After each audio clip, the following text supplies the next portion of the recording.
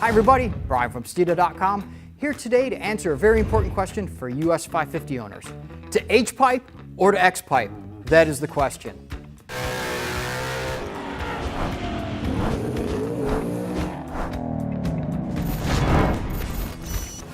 Now we can understand the confusion because both of them look very similar to one another. They're both made of T304 stainless steel.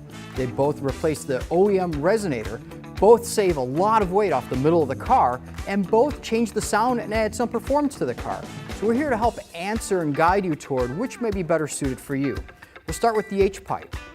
The H-Pipe will give you a little bit of a deeper sound, a little bit more of a muscle car sound. A little throatier, but not quite as raspy up top.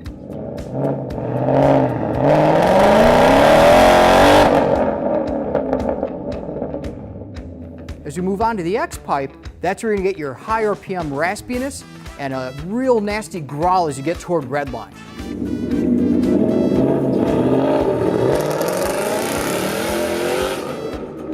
As we referenced a moment ago, both of these are a replacement for the factory resonator.